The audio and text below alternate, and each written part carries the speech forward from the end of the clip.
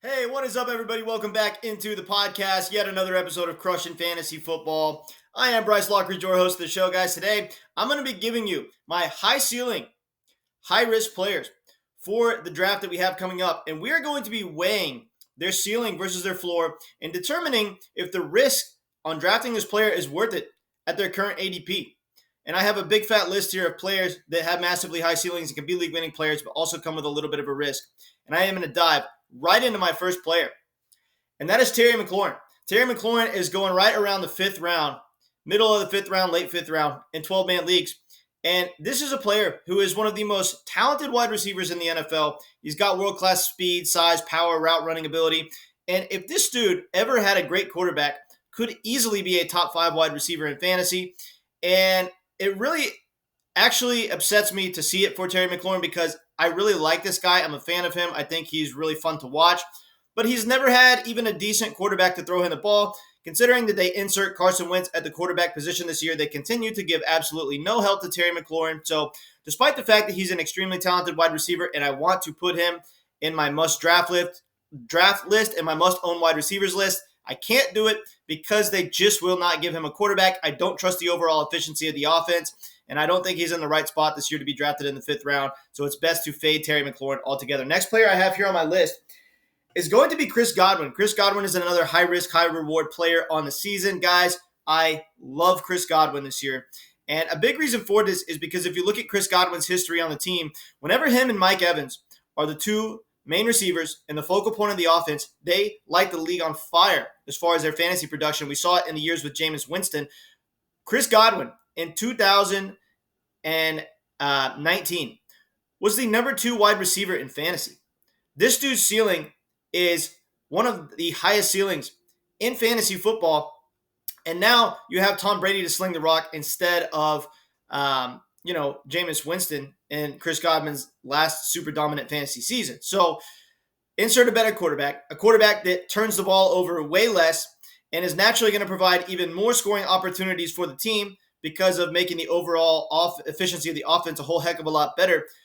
Chris Godwin, now that Antonio Brown is on the team, not on the team, has a monstrous ceiling for fantasy football, and we don't even know that Rob Gronkowski is returning. So there's a chance that Chris Godwin's target share is absurd this year, like somewhere between 26 and 27%. And if that happens with Tom Brady slinging him the rock, his PPR numbers are going to be through the roof, and he could have a season similar to that 2019 season where he was the wide receiver 2 in fantasy. Now, obviously, the risk, the outlier here is that Chris Godwin is coming back from a major ACL injury. But this is the first major injury that Chris Godwin has had in his career. So I don't want to say yet that he's an injury-prone player or that I think that he has an extremely high risk of re-injuring himself. We're going to have to monitor his rehab over the offseason and make sure that he comes back 100% to start the year. But if he does, I am more than willing to take the risk on Chris Godwin, considering how high his ceiling is and the fact that you could take him at the back half of the 4th round. This dude could be a huge league-winning player. Next player on my list is going to be George Kittle. George Kittle comes at a risk mainly because Trey Lance is now the quarterback, and we know that this team is going to run the ball like crazy. If they keep Deebo Samuel and he doesn't get traded like he wants to, he's going to run the ball a ton. Trey Lance is going to run the ball like crazy. Elijah Mitchell is going to get heavy rushing volume. This is going to be one of the most run-heavy offenses in the NFL. They're going to be passing to Deebo Samuel like crazy. We should see a huge increase in overall targets for Brandon Ayuk. So are the overall amount of touches going to be there for George Kittle? The answer to that question is yes. Okay. This is one of the most polarizing players in all of fantasy football because he's one of the most talented players in the league. And even with less touches up for grabs due to being such an extreme run-heavy offense in the upcoming season, George Kittle is still going to receive somewhere between 7 and 8 targets a game at the tight end position. And considering his awesome big play ability and the fact that this San Francisco offense seems to be getting better and better as they progress and gel as a team, I love George Kittle's upside this year, and I think that the only real risk is the overall opportunity share that he's going to get. But guys, it's George freaking Kittle. They're going to make sure to get him the ball, and you need to get this guy in your fantasy team because the ceiling definitely outweighs the floor. Next player on my list is going to be Courtland Sutton. Guys, Courtland Sutton is a yes for me this year. He has Russell Wilson throwing him the ball, and We know that Russell Wilson can chuck the ball downfield like some of the best quarterbacks of all time. He's an incredible deep ball thrower. Courtland Sutton is a big play wide receiver, and he's just never really had a good enough quarterback throwing him the ball. I think that him and Jerry Jeudy are absolutely going to eat this year in this Broncos offense. Now, obviously, there are so many touches to go around in this offense with the re-signing of Melvin Gordon, the emergence of Javonte Williams, Jerry Jeudy, Tim Patrick. My gosh, there are so many players that are going to cut into each other's overall workload in this offense.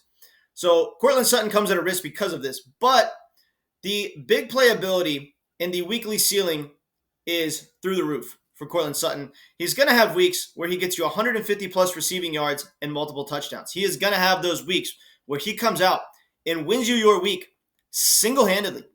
So because of this massively high ceiling, despite the fact that he's going to bust on certain weeks, I am willing to ride the waves of the boom or bust season that Courtland Sutton is about to have, because the boom weeks are going to be weeks where he wins you your week, and he's going to be an awesome player for fantasy. Next player here that I have on my list is going to be J.K. Dobbins. Now, guys, I really like where J.K. Dobbins is starting to head. Now that there's no Marquise Brown on the team, I didn't really realize this until I did some digging, but Marquise Brown was a top 12 target hog in the NFL last year. This dude eats up a lot of the team's targets, and he's now not on the team. This team is going to have to give the ball to somebody, right? They don't really have any wide receivers. Rashad Bateman is now the best wide receiver on the team. Mark Andrews is obviously going to receive a massive target share in this offense. Lamar Jackson's going to run the ball a ton. But what I think is going to happen is they're going to have to run the ball more. I mean, it's just inevitable.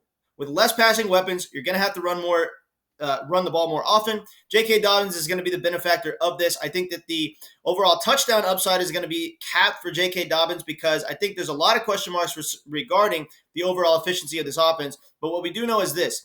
With the dual threat that Lamar Jackson helps present, there are going to be way bigger running lanes open for J.K. Dobbins to run through. This is going to provide him with more than enough opportunity to have a very good yards per carry efficiency rate. That, combined with his volume, means that his overall yardage upside on the season is very, very high, and I think that can help make up for the lack of touchdowns that he's probably going to see. So he is a yes for me.